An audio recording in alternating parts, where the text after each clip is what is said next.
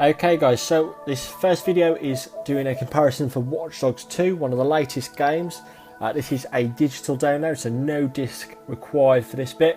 And what we've got, the big picture in the background is the hard drive. So this is my 2.5 inch 750 gig Hitachi hard drive, and the picture-in-picture, so the bottom right hand corner is the OCZ TR150 SSD. Now I've done this as fair as possible, and they are both loading the same save data, so it's a continued mode, it's not a new game, and we're just going to see how it gets on. So bottom left hand time is the hard drive, and the time on the right hand side is the SSD. Now we can already see that the SSD has that slight advantage already, and obviously this is because of the non-moving parts. It does play quite a big difference. It's not waiting for the head on the hard drive to seek the data, and then, you know, the latency on a hard drive is a lot higher compared to an SSD.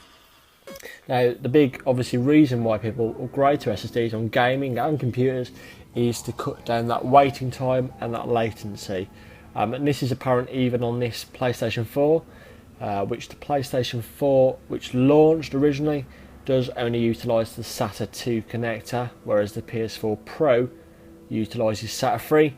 But even then, you're not seeing the full benefit, and that's just down to a limitation Sony has implemented. So SSD has finished with a very respectable time of 1 minute and 17 seconds. Like I said, same saves, so it's not like they're different. And we are still waiting for the hard drive to catch up. So in that time, I had a bit of a play, because you have got that time to gain. So you can imagine, the more you play games, how much time you're going to be saving waiting for games. And as I say, it does take advantage of the SSD, which is fantastic news, and this is what I was expecting. But the difference between the two is actually bigger than I thought it was. I didn't think there was going to be a huge amount of difference, as this has only got the 3 gigabytes per second gain. So there we go, 1 minute 55 the hard drive, so quite a big game for the SSD. Okay guys, on to the next one. This is Far Cry Primal. Fantastic game. It's the latest one in the Far Cry series, and this one is a completely different one compared to the other Far Cry games. This one doesn't involve guns, it goes back to basics, and you have to use spears and what have you. Now again, this is quite a big game, but it doesn't take that long, to be honest. So this one again, I have platinum to complete. They're both going to load. They're both on continued story mode. Slightly different progress saves, just because of the way it's restored. But there we go, it's not starting a brand new game. So we can see very similar. Obviously the SSD is now just doing its loading game configurations. It'll then give me the option to press X to continue. And the hard drive not too far behind. So SSD now is on continue. It is now loading the actual game and all the textures and what have you. Now it shouldn't take too long after this process, so we're just going to see where we go. Okay, hard drive is now on its way, so SSD has now stopped at 1 minute and 1 second. We are now roaming free, and the hard drive we are now waiting for. So not too bad, not too bad.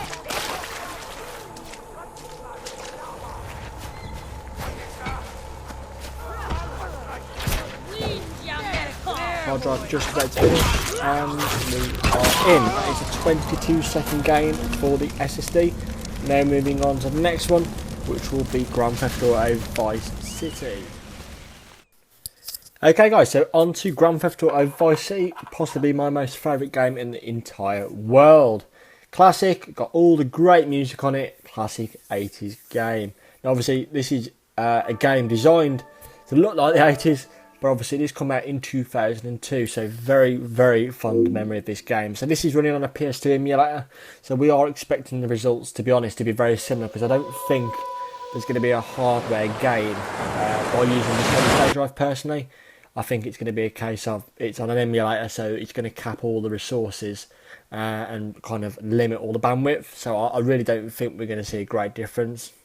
Just by playing with both of them, so both on the hard drive and the solid-state drive, I didn't feel there was much of a game like other games, but I'm sure we will find out. So the classic loading screen. Now obviously this game has a very unique way of loading itself, When you're playing the game, it loads one half of the map already into kind of the RAM, and as soon as you want to go over to the other side of the game, once you hit a certain threshold and certain point in the game, it will then stop you for about 5 to 10 seconds on the PS2, load the other half of the map into the RAM, and then carry on. And this was just the way developers used to have to do these things back on the old PS2, just because of obviously the limited amount of resources that I had. Obviously, that's not an issue on the newer games and newer game consoles, because there is a lot more power and a lot more RAM to use. So both neck and neck. SSD's just pipped ahead by loading the content off what it thinks is a memory card, but it isn't. And we should be in right now. So 1 minute 27 and 1 minute 28 respectable. Fairly good. Next one, Jurassic Park. Okay, on to Jurassic Park. So this is a Lego based game. So obviously textures and everything they go fairly well. Obviously it's not really as open source as other games. So once you're in a mission, you're obviously in set places and you can't really explore outside of those regions. But again, this game is a bit annoying in the terms of how it loads. Because it makes you watch you have like an introductional video like you do on most games, but you can't actually skip it. So this sequence we're seeing here, you have no ability to skip it. So whether this is something they implement, to load the game in the background, I'm not sure, but it doesn't seem to be, because once you actually opt into the game and you press load game, you obviously get a load sequence. So I do think this is just for animation, just to show off the developers, which is fair enough. It's just time consuming. So once we're in, we get the very exciting Jurassic Park music, which is fantastic. Again, if you have a childhood flashback, and then once we're in, it gives us the options to load game, new game, etc, etc. So we're both going to load the game, and off we go. So at this point they're kind of neck and neck, and off we go. So this is now the loading screen, just like we have on Vice City, for example. This kind of just gives you a bit of the actual loading screen is actually quite informative, because it does tell you information about the game, which you don't always necessarily see. There we go. So Pip and Pip at the moment, but we'll see how they get on. So SSD is in at 1 minute and 36, and we are 1 minute 39 on the hard drive. So again, not much of a gain there, but there we go. A couple of seconds in it. Okay, so let's move on to one of the bigger games that is on PlayStation and Xbox, is Grand Theft Auto 5. I remember when this launched, I think it was back in 2012, I could be wrong, no, it might be 2015. Oh, it could be one of those years. Very big game, one of the most expensive games ever made, so that's going to mean a lot of things. So that means a lot of expensive things gone into this game to make it run as well as it does, and it does run fantastically well. But we're going to have a look. So obviously again, got the SSD on the right hand side, and the hard drive on the left hand side. We're going to have a look and see what's what. So again, both the same saves on this one. It's just going to go straight into loading the continue game. You can't skip any of these. There is no kind of video. It just goes straight in, gives you this warning, and goes straight into loading the game there.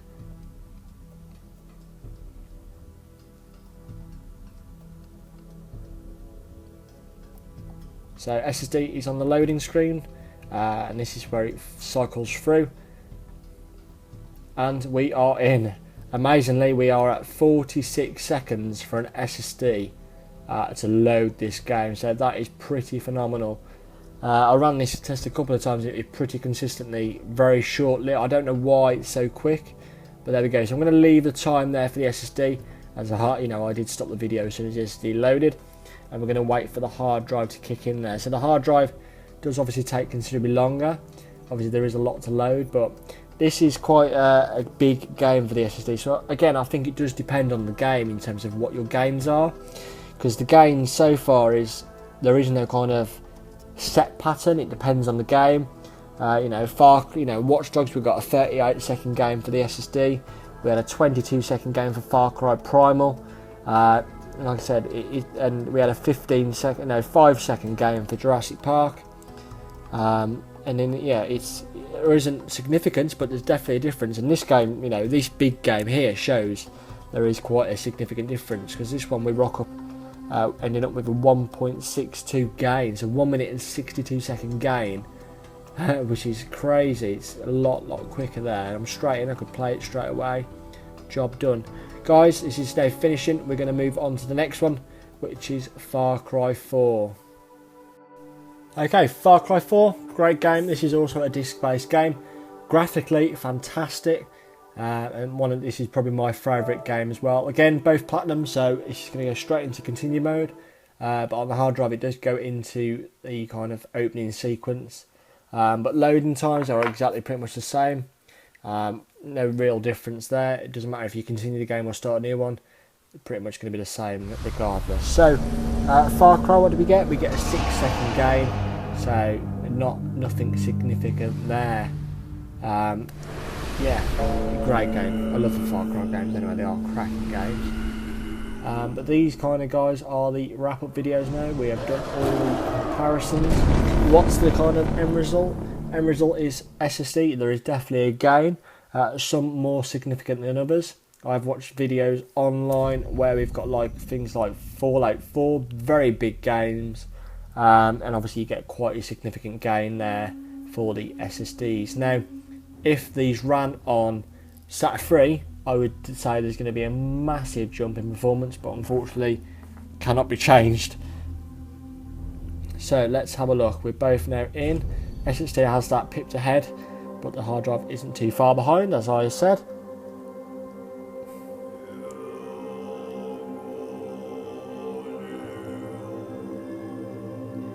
And we are wrapping up in a second at 1 minute and 24. So that's very respectable time, and 1 minute 29. So again, guys, fantastic results overall. I mean, the results kind of explain themselves. There is a benefit of having a solid state drive, but like I said, it's nothing going to be significant. Overall, I've found the games that I do play, whether that be Far Cry or Watch Dogs, everything seems to be that little bit more snappier. Textures streaming is a lot, I think, more improved, but it's something you would have to see for yourself because it's hard to video it with a capture card. But I found as well the menu system's a lot snappier on PlayStation. I'll be uploading a video on that.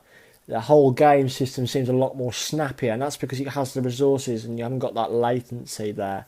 So I hope you've enjoyed this video, guys. Any questions, just drop us a comment there. What I will be doing is another video, which should be coming next week, of the difference between the solid state loading times, which is through the restore process, and loading times on a brand new clean slate install. So that's where I've basically installed the games from fresh, not from restore, and again to see if there is any differences between the two. I don't think there will be, but we'll have to wait and see. So thank you very much, guys, if you have watched this, for staying around.